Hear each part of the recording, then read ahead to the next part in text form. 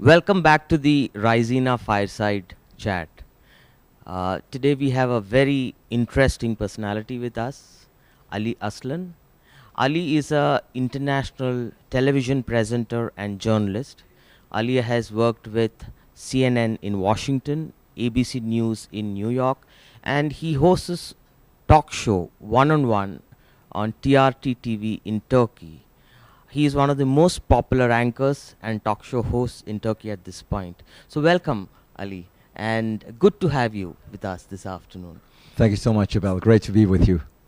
The, the theme for our conversation is Orientalism 2.0. Is the media biased and illiberal? What we have seen here in India, and a very Orientalist perspective perhaps, is that we find that reporting on India, reporting on issues of Asia in general, and perhaps even further Africa, the Western media seems to have a very stereotypical approach. Uh, would you agree with that? And what has been your experience? You've had phenomenal experience in the Western media newsrooms as well as now in Asia. So what's your experience, and do you see a differential?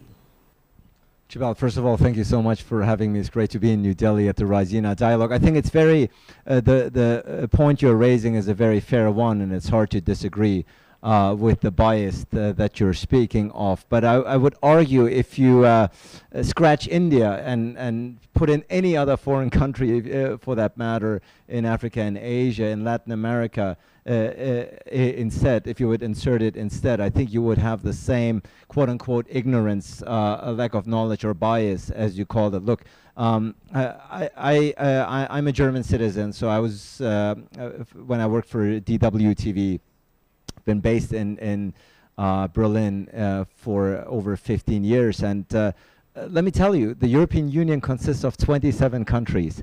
Even within the 27 countries, you have stereotypical coverage. So we don't even have to venture so far as to look to, about the European media coverage vis-a-vis India, vis-a-vis Afghanistan, vis-a-vis Nigeria, and so on and so forth.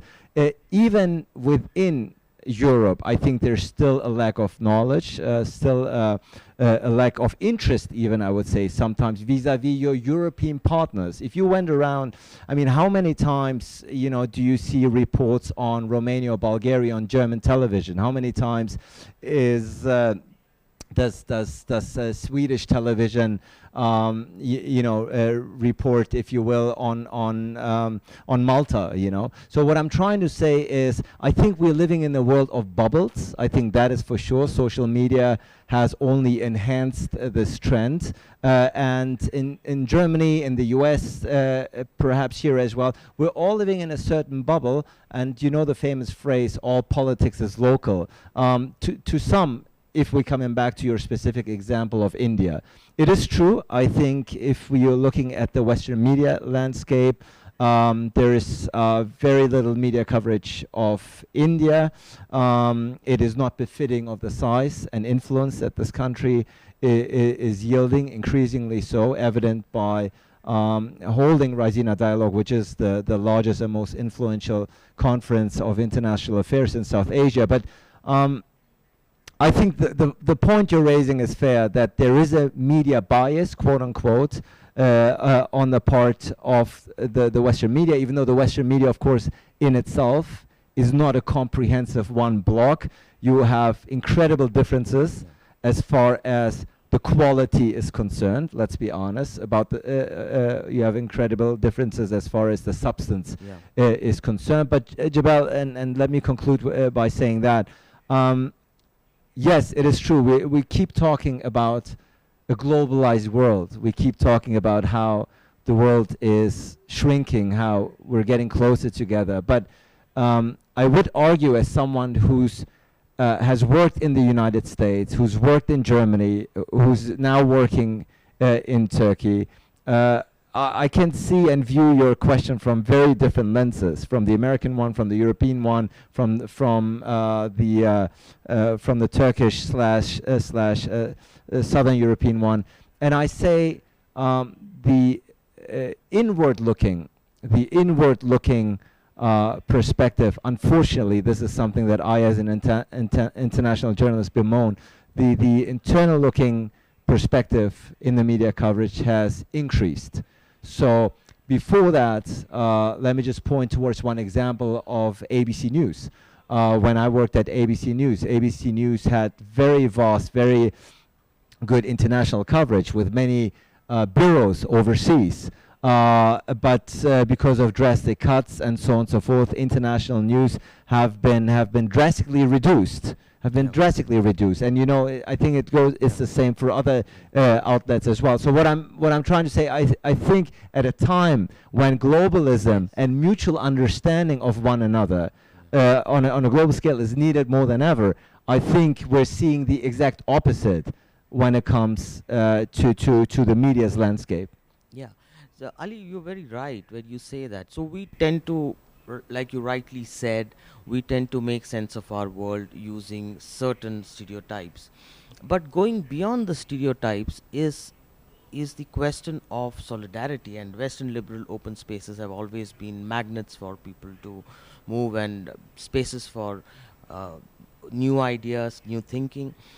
However, if we just look at humanitarian tragedies, the coverage of humanitarian crises and tragedies in the world, um, we've seen unfolding humanitarian tragedies happening in Africa. I mean, many countries in Africa, many names which people may not even know. And then you have Asia and the Middle East, which are trouble spots, and Afghanistan, of course. And now you have the Ukrainian crisis, which has got the media attention, tremendous media attention.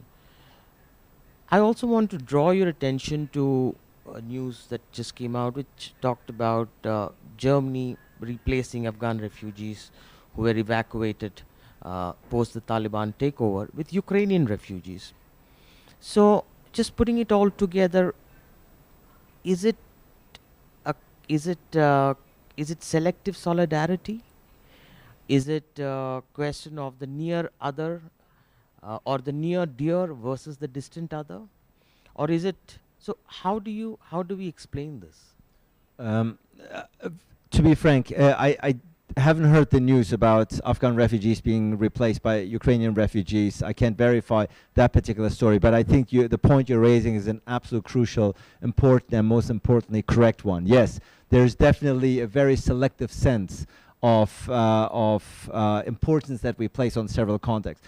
No doubt the war in Ukraine is a huge story. It is of utmost importance, and I would argue not just to Europe, but the entire world, because it has the potential to destabilize the international world order. Having said that, yes, a war in Yemen has been going on for years, human suffering, incredible. We see suffering in Africa, as you said, wars going on there. Afghanistan, you mentioned it. It was headline news for a brief moment, but then disappeared fairly quickly. And yes, absolutely, since the outbreak of the war in Ukraine for 2 months, it's been Ukraine non-stop in the Western media. The news is dominated by this one story. And yes, if you're just looking, the selectiveness that you've talked about, I think is very true. I think it's very true. I moderated a panel at the Antalya Diplomacy Forum a couple of months ago, where I had the Palestinian foreign minister together with the South African foreign minister on my panel, and both were saying the exact same point. They're saying, look, we're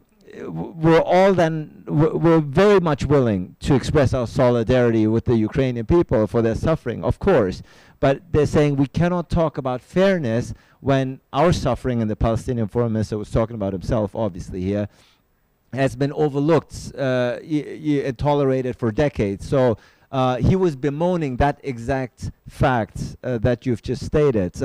Now, on a psychological human level, I'm a journalist, not a psychologist. I can only explain it of course, it's geographically closer.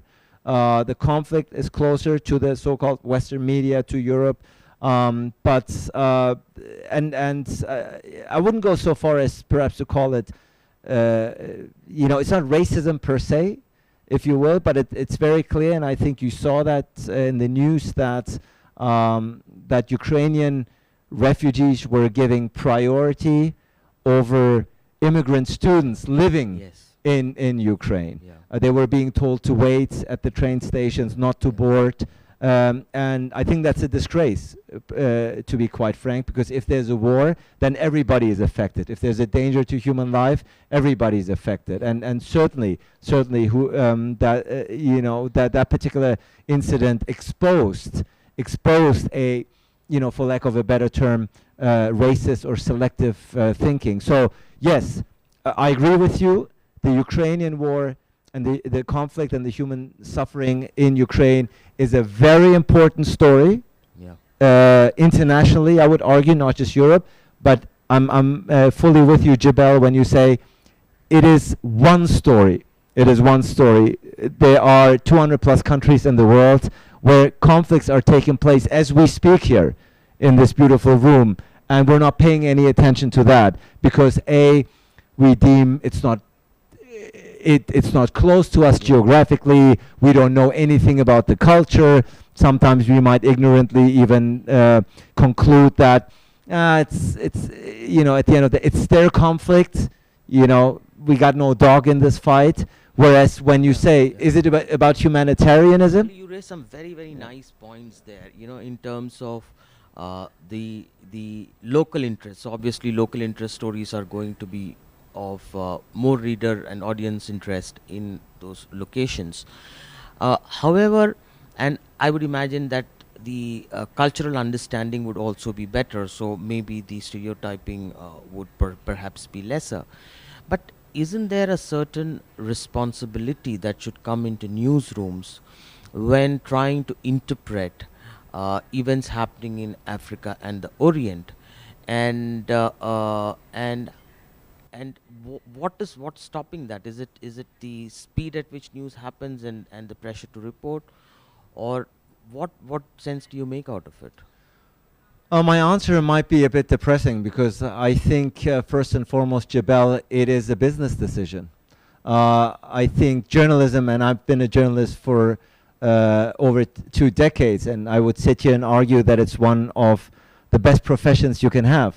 But I would also be untruthful if I would say that media outlets, TV networks, publishing houses are first and foremost business operations, and they will run with the stories that are they think are getting the most viewers, that they think are getting the most readership, that they think is going to be clicked the most. Look, I'll give you an example. I mean, we were in a pandemic. Some argue we're still in a pandemic.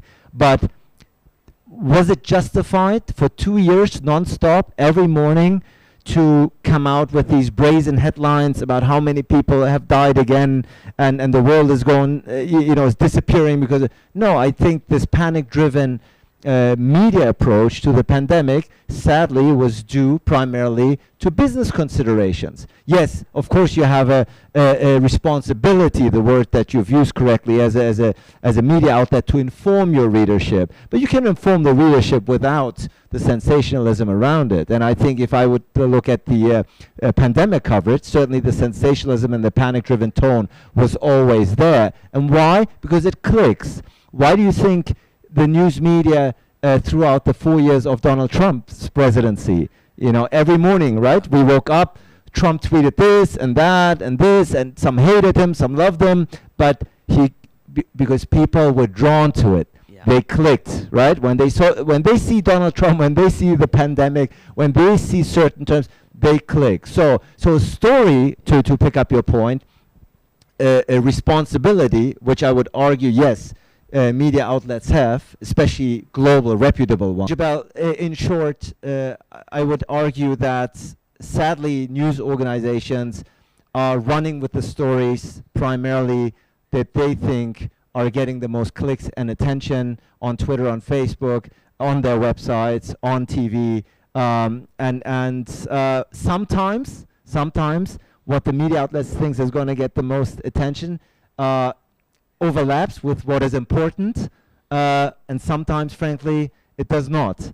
And therefore, I think you hit a very important point here by raising the issue of responsibility. So Ali, thank you so much for joining us at this fireside session. And the best part is the kind of perspective you bring, because you are both a Westerner and an Easterner at the same time. So thank you very much, Ali, and have a nice. Thank you so much for having me, Jabal.